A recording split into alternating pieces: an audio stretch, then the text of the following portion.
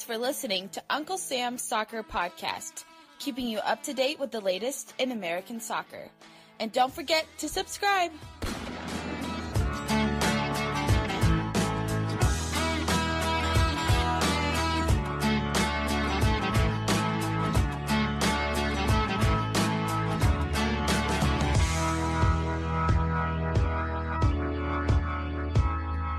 Hello and welcome to Uncle Sam's Soccer Podcast. Yes, it is I, yours truly, Steven Jodarand.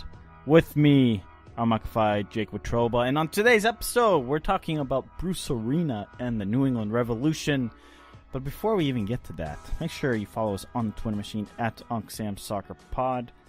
Hit that subscribe button, give us a 5-star review, find us on any major podcast platform. And Jake, Game of Thrones, everyone's talking about it, and how can we not talk about Game of Thrones? I love it. Let's talk about it. Let's do it. Every radio show talks about it the Monday after each episode. This would be podcast. The Tuesday after. So, Tuesday after, it's okay. Monday, Tuesday. What's the big difference? Let's talk about it. I don't care. I don't want to hear about Game of Thrones. This is the one time in this podcast we'll ever mention Game of Thrones. No, actually, let's take a poll of the show. Everyone who works at the Uncle Sam Soccer Podcast, how many of us have watched more than 2 minutes of Game of Thrones? Not I.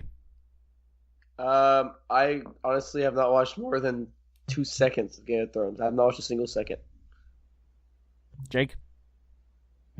I also have not watched a single second of the show. Good! Game of Thrones. There's our hot take of Game of Thrones. Whatever happened, happened. Good. Tweet at us. Hate us. I don't care. Armand, how we doing? I'm doing great, to be honest with you, but my day was made a little bit better as an MLS beat writer. So let me give you all a little live look at what I do as an MLS beat writer. Sometimes you stare at the standings for a really long time, like a really long time. And I was staring at the standings a couple days ago after LAC knocked off Dallas again, and they might do it again recording this Sunday, so we'll see what happens. And I saw that LAFC, at the time of this recording, is sitting on 30 points. Can any of you guys guess how many points the Rapids have? Well, you guys don't have to guess, but tell me. Since I know this, but when you had originally asked us, I thought they would be at 12, 14 points, somewhere around there. I know they suck, but win a couple of games, get a couple of draws, and then take a ton of L's. They have 2 points! Wow. How do you have 2 points? Too bad there's no relegation. Oh. Boo. Boo.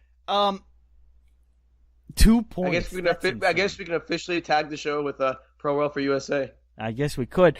Armand, you called the Colorado Rapids an interesting team to follow. Your take has clearly been terrible there. I think we got to arrest you. Time out. Say less. That interesting doesn't mean they have to be good or bad. Interesting is pretty neutral. No, Jake. When somebody says interesting is neutral. Jake knows what's up. No. Jake knows what's up. No, it's if you neutral. call an interesting team. Nobody finds a dumpster fire interesting to watch. Okay, Dude, they are interesting to watch. You sat there and come on, man. You were all pumped up after like their 3-3 tie to Portland too when they were down a man. They're interesting. They're not interesting. There's nothing interesting. They're a dumpster fire. What is interesting about dumpster fire? You know they're gonna lose. Look they have lost damn near every single match they've played this year, all but 2. There is nothing interesting about that team. There's a lot interesting about that team. They could be better. They're like the most interesting situation. That's not. How are they the most interesting situation? All right. I know this is a Bruce Arena-centric podcast for today, but they're the most interesting team for multiple reasons. 1, they're going to have all 3 DP spots open. 2, they have the flexibility to hire a new coach. 3, they've assembled a pretty good young core of MLS players. 4, Anthony Hudson was a really bad coach. I don't know if I said this on the record, but I said he probably might get fired halfway through the season if they don't get solid results. Interesting team. And they're interesting. You pegged this team to be interesting, and then also said, by the way, their coaches are going to get fired halfway through the season. You forgot the fifth bullet point. You forgot the fifth bullet point. Tim which Howard negates, which negates all the interesting. Oh, Stan Kroenke's the owner. Yes, Stan Kroenke's the owner. Okay, well, here's what's gonna happen. I'm gonna take over, be owner, and they're gonna be interesting again. Just saying. Yeah, Say right. less. Armand, Colorado might not pick up another point for another 3, at least for 3 games. They have to play the Galaxy, Columbus, and Philadelphia. Oh, they'll beat Columbus. You think they'll beat Columbus? I mean, I'll just kind of stick with the narrative of the Columbus hate on the show. So, hey, I pegged Columbus Crew as my most interesting team to watch this season. So we just like watching dumpster fires. I kind of enjoy it. I mean, look, now I have all this spare time, no school, nothing. I like ESPN Plus dumpster fires. Well, speaking of dumpster fire, let's talk about one of the biggest in MLS, and that's the New England Revolution. Guys, when was the last time the New England Revolution were relevant? 2014 when it went to MLS Cup. Oh. Well, yeah. Do you know what they've done since they've been runner-up in 2014?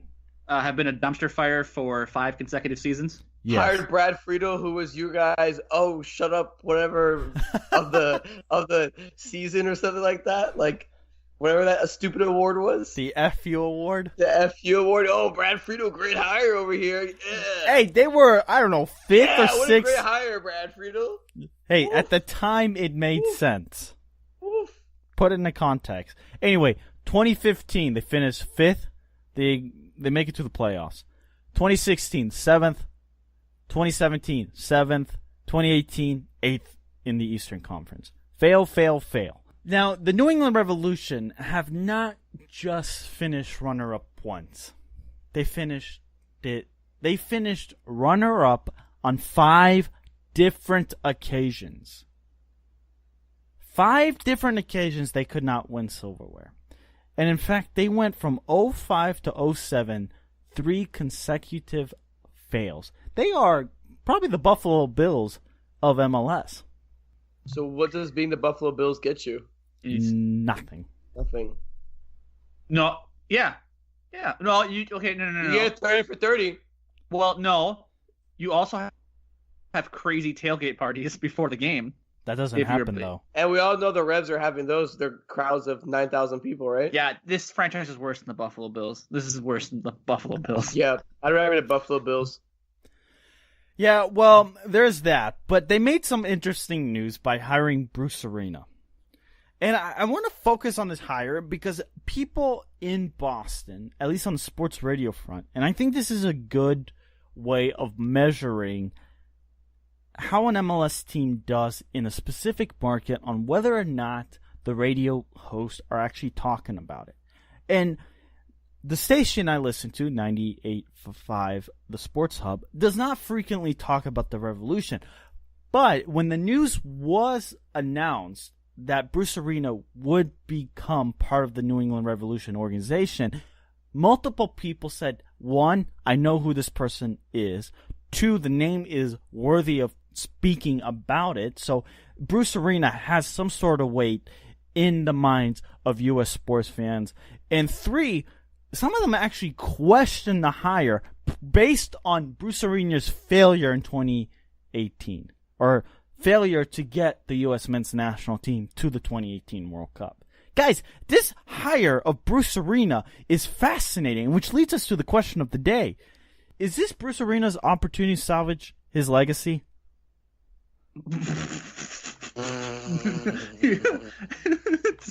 No. To save the New England Revolution from being a dumpster fire? No, I don't think so. That's a good call, Chief. And what does he need to do? Win some MLS Cups with them? Okay, how many MLS Cups do you value missing the World Cup?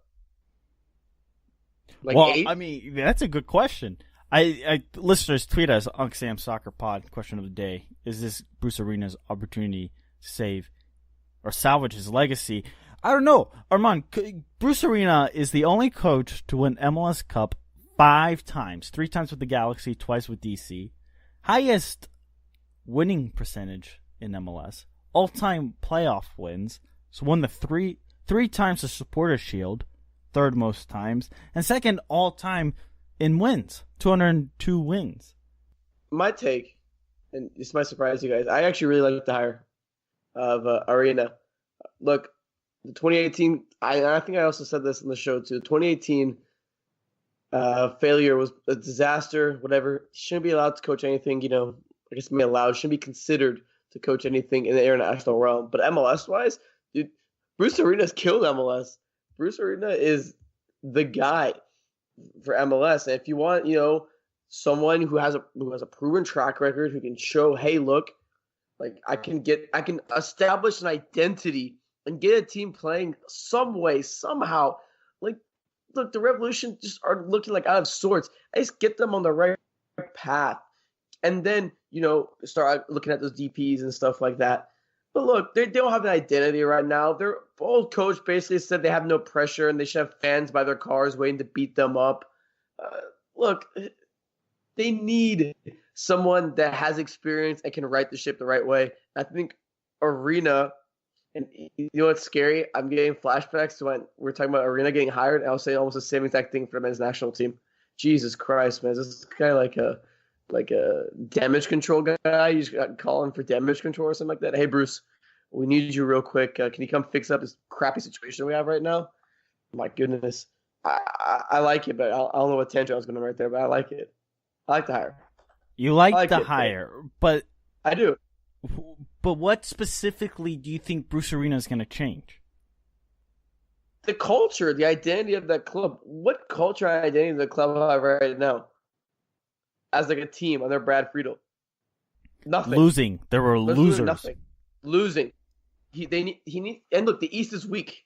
They can still get into the playoffs. We've seen it. Seattle was in last place, and with the signing of I think it was Lodero, they worked their way up and ended up making the MLS Cup. Look, the East is a crapshoot, as we always say.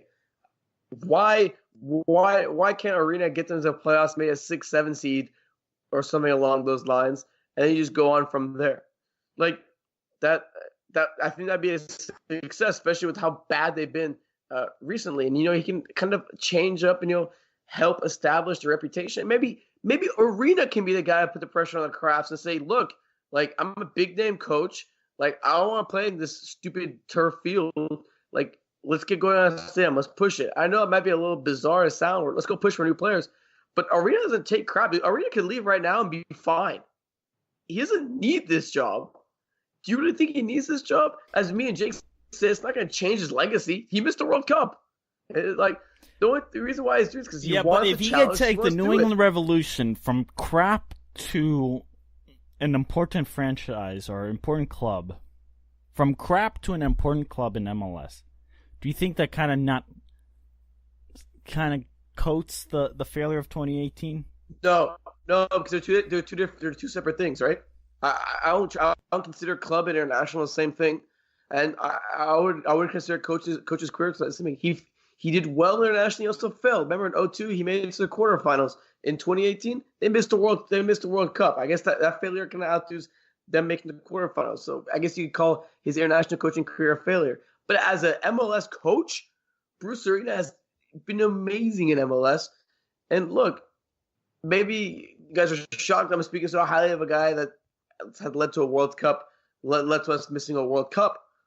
But if he can right the ship, right the passage, get them into the playoffs, get some signings, maybe turn this into a respectable franchise instead of one that has 9,000 fans sitting outside. Like, why not? Why wouldn't this be a good hire? Doesn't this kind of feel like he took this job because it comes with the least amount of pressure of any of the available jobs in MLS? Well, why should he take Colorado's and earn 2 points?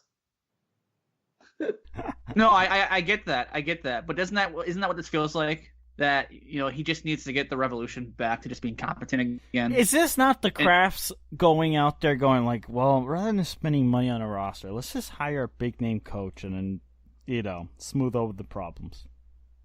Well, that's what it seems like. But will it smooth over the problems? Like, I mean, that's the question I want to ask. Is look, if Arena comes in and let's say they're not good, they're not attracting anything, whatever, I mean, there's no problem solved, right? Armand, wait, pause there for a second, because what is the last memory of Bruce Arena in MLS? Is it a good or bad one? And I think that's an important thought or an important take, because what he did with the U.S. men's national team, you could make the argument saying, look, Bruce Arena started on the back foot. You blame the players in Trinidad and Tobago. He set them up well in Mexico. There's some blame for Bruce Arena, but you could argue as an agent, he's not the worst. Look at all what he's done. But if you're a player, you got to look at what he did last in MLS, whether or not it was successful. He was in charge of the Galaxy from 2008 to 2016. And in that last 2016 season, the Galaxy finished third in the Western Conference. 8 points behind FC Dallas. Why do you make that noise? It's just funny, okay? Dallas is good. Yeah. The Galaxy made it to the conference semifinals before losing to the Colorado Rapids on penalties. That was the year that Seattle went on to beat Toronto in MLS Cup.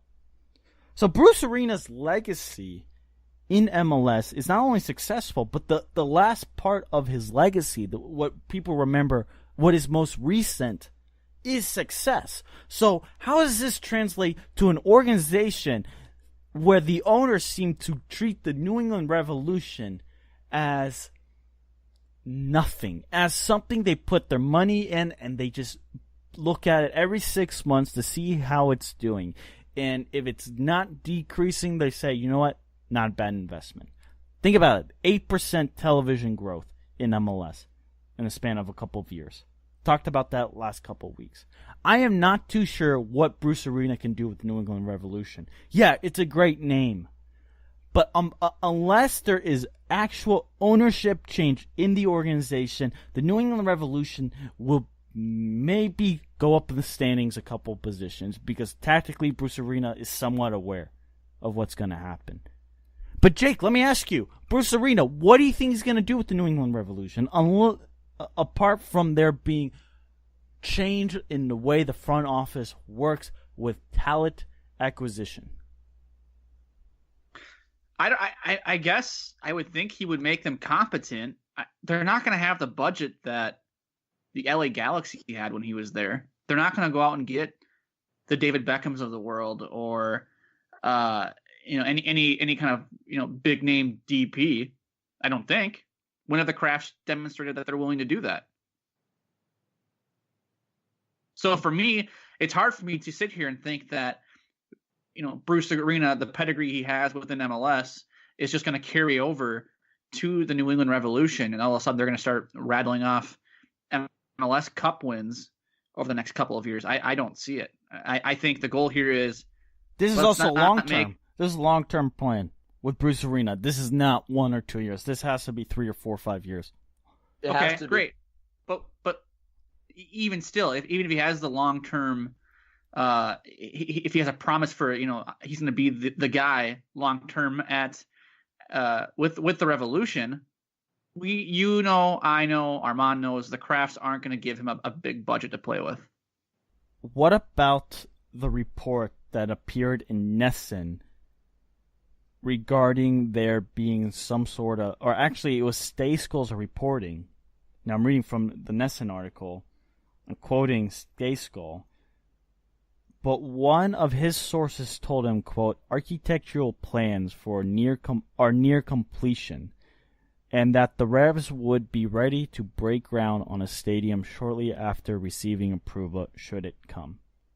How long have we been talking about the Revolution somehow finalizing a plan for a stadium, or how the Crafts have been looking, or how that part of the city has turned them down? I mean, do you not think this Bruce Arena hire is either one way to say, look, the Crafts have no idea what they're doing, they're just hiring a big name to try to figure out all of their problems? Or is it the latter, in which it's Bruce Arena's getting hired because the Revolution are planning for big things in the next couple of years, and that involves building a soccer-specific stadium near downtown Boston, or somewhere closer to downtown Boston? This feels like to me that the Crafts, they know who Bruce Arena is. They're aware of who he is. They go, hey, we've heard of this guy. Let's just bring him in. He's won before. This will fix itself. Like that's what it feels like. Do you really think the Crafts did their due diligence and were turning over every stone to, interview every possible person for the GM position and the coaching position? Do you really think they were really, rolling their sleeves up and hitting the ground and doing these interviews? Or do you think they just saw Bruce Arena, let's just bring that guy in, that's just easier? I would not be shocked if it comes out that like Don Garber recommended Bruce Arena to the Crafts. Wow. Armand, which is it? Do you think the Crafts have a bigger plan in mind here with the Bruce Arena hire? It's hard not to read into it.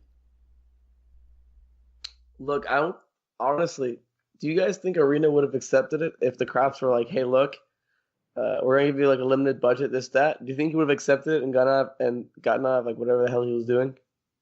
I mean, maybe. Look at the last GM. Look how long the last GM lasted, and with how bad the team has been.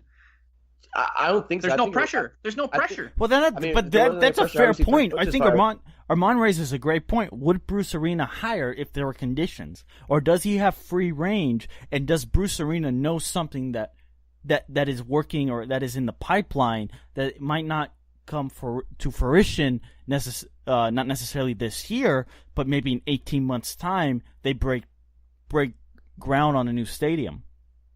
The reason why I asked this is because Bruce Arena doesn't need the money. He's already openly mentioned he doesn't care about the legacy. He just wants to get back into it because he enjoys it. If you don't care about the money and you want to come back to enjoy it, you don't want to come back to a job that you hate, right? Look, if the Revolution are at what they're at right now and they continue this trend, he's going to hate it and he'll leave. He'll leave on his own accord. But I feel like there's something else, and maybe this is me being the optimist, the MLS optimist of the day or something like that. I think there's something else. And I think that the Revolution are saying, look, we want to give you more power, more this, more that. We'll increase our checkings a little bit too, our savings. We'll go into our savings a little bit. We're going to spend a little bit more.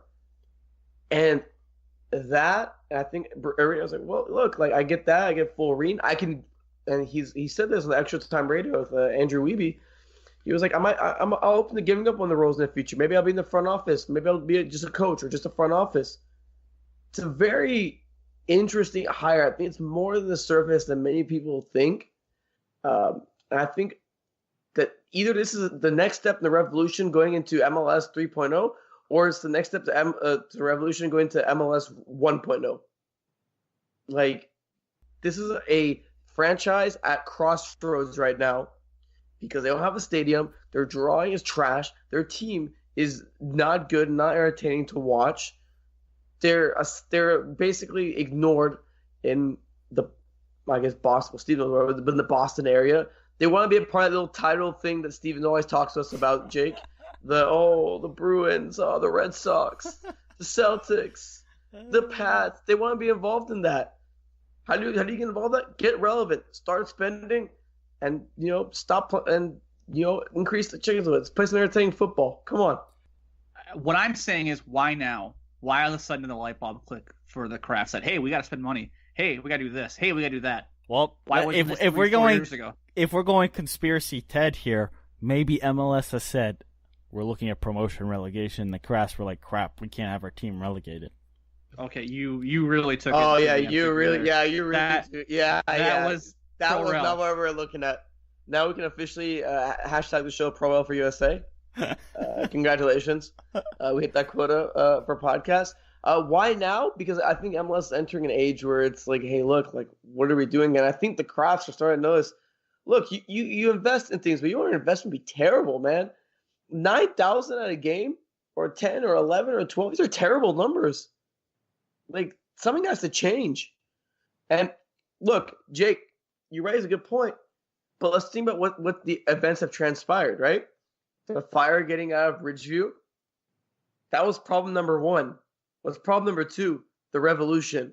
I think this was the next thing for MLS to solve its original problem. So, Armand here, pure speculation. It's not like you have inside knowledge, but you think spitballing, quote unquote, Taylor Twellman here.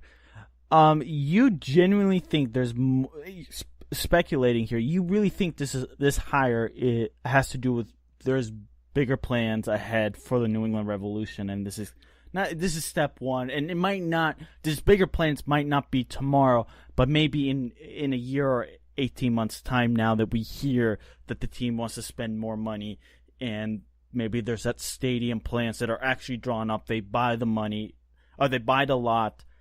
They have the money here on the table, and the stadium comes to light in 5 years' time. It has to, because Bruce Arena doesn't take crap, and look. He's inherited something that's a little bit mess. Maybe not a stadium, but on the field, I would expect something. And if not, I would be shocked. I would 100% be shocked. All right, well, pure speculation. There you have it. Question of the day, listeners, at Uncle Sam Soccer Pod. Is this Bruce Arena's opportunity to salvage his legacy? I think it's a fair question to ask. Give us your thoughts there. Jake, I'm going to give you the last question here to answer for us regarding the Revolution. What do you think is more plausible? The Revolution getting a stadium, or the Revolution putting a team on the pitch to compete for a top seed in the Eastern Conference? Not necessarily this year, but say next season. Oh my God, that's a tough one, because you're basically asking me if the Crafts will spend money. Well, I think a competent team is a lot cheaper than a $200 million stadium in downtown Boston or wherever. So I'm going to go with a better team on the field. Yeah. Armand, you agree there? Yep, 100%. All right, there you have it. Listeners, go back, listen to yesterday's episode. We talked about the Gold Cup with Yahoo Sports contributor, U.S. Men's National Team insider, Doug McIntyre. Give us a follow at Unc Sam Soccer Pod. Hit that subscribe button. Leave us a 5-star review at Jake Watroba for the hottest takes. For your FC Dallas beat coverage, probably the best in the nation regarding FC Dallas, at Armand Kafai, and follows yours truly at Steven Jodrand. Until next time.